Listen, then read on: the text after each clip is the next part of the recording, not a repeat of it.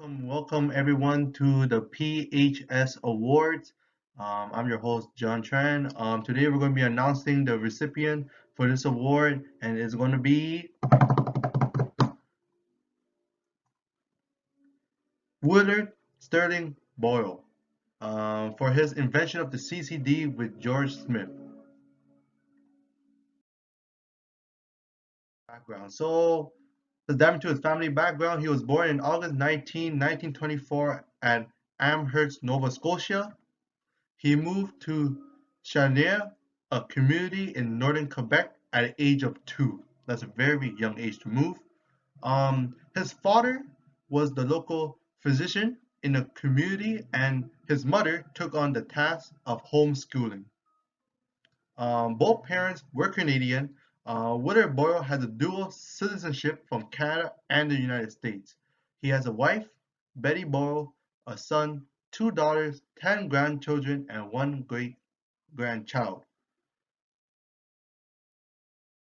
Educational background. So he was homeschooled to the age of 14. That's like he was homeschooled till he was in grade 9. And he went to the Lower Canada College located in Montreal. He attended McGill University for Bachelor of Science in Physics in 1942.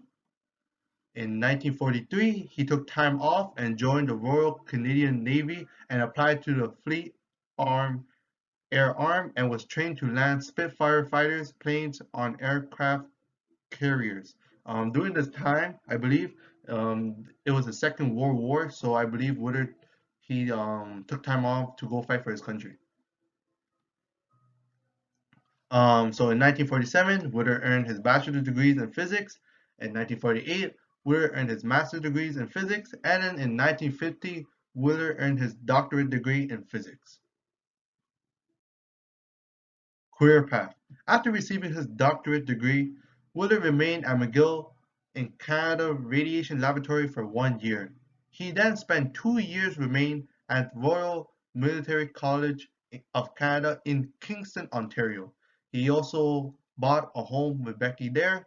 During the time, Woodard was met with opportunities for employment, and in 1953, he finally chose Bell Labs and he stuck with it for a long time and made many contributions to modern physics. As you can see, a gift.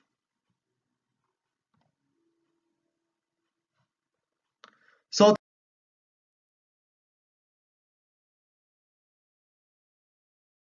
contribution to the field of physics, Boyle was a part of several discoveries such as creating the first continuously operating ruby laser with colleague Don Nelson in 1962.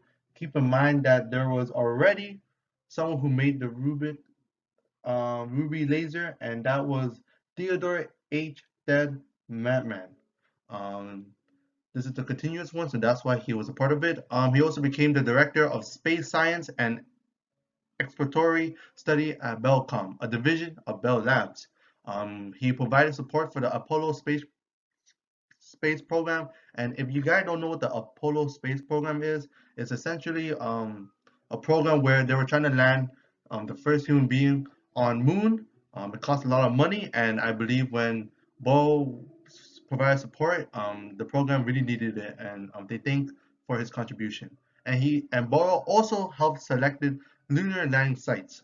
In 1964 to 1969, Willard Boyle, with the help of George Smith, invented the CCD, a charge coupled device, which we will go over in the next slide. Though Willard Boyle retired in 1979, he provided leadership to the Research Council of Canadian Institute of Advanced Research and to the Nova Scotia Council for Applied Science and Technology. And as you can see, another gift. Contribution to the field of physics part 2. So as you know, in the last slide I talked about the CCD. Of course, the CCD is a camera image sensor. Many people refer to Willard Boyle as the father of the digital eye. The CCD or sensor used in digital cameras and videos cameras to record still and moving images. The invention of it is now home to many millions of digital camera and telescopes, meaning Your phone has CCD, your laptop has CCD, and any tablet has CCD in it. How it works is capture light and converts into digital data that's recorded by the camera. For this reason, a lot of people call the CCD is often considered the digital version of film. CCD is also used in biology to examine cells and other organisms. One famous scope could be the microscope. And this actually helped us in the long run because as of right now we have a pandemic going on, COVID-19. A lot of people use microscopes to examine the cell structure and biology of COVID-19. And without the CCD, I think we'll be very lost without it. It's also used in astronomy. One example could be taking pictures of the moon, and that example could relate to the Apollo space program, as I was talking about in the earlier slides. Same when I said it was used in astronomy. The reason why he was part of the support was because of the CCD.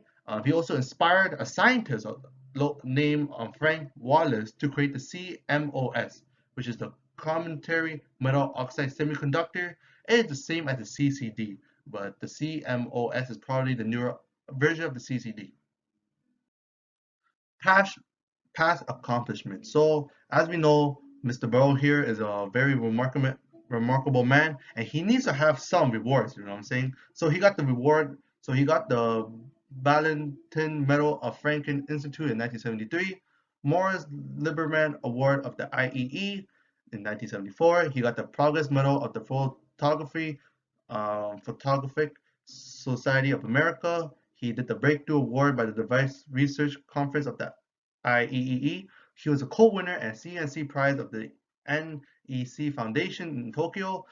Edwin, he also won the Edwin H. and Land Medal, Optical Society of America. He is featured in the Canadian Science and Engineering Hall of Fame. Goddamn. He also won the Charles Stark Dappler Prize, National Academy of Engineering in 2006, and he is the Companion of the Order of Canada in 2010. Unfortunately, this award could not be handed physically to Withersboro as he died in May 7, 2011. Rest in peace. This image here provides Withersboro and George Smith sharing a laugh. I thank Withersboro for inventing the CCD and his remarkable mind behind it. I also thank his partner George Smith. Without them, we could not be here today with the cameras and all this technology. Withersboro, as I mentioned, he is the father of the digital eye. Um, I hope that one day people will still remember him because, as you know, he died like 9 years ago. Um, I really hope people see his invention and is inspired to make better and more upgraded version of the CCD. Reference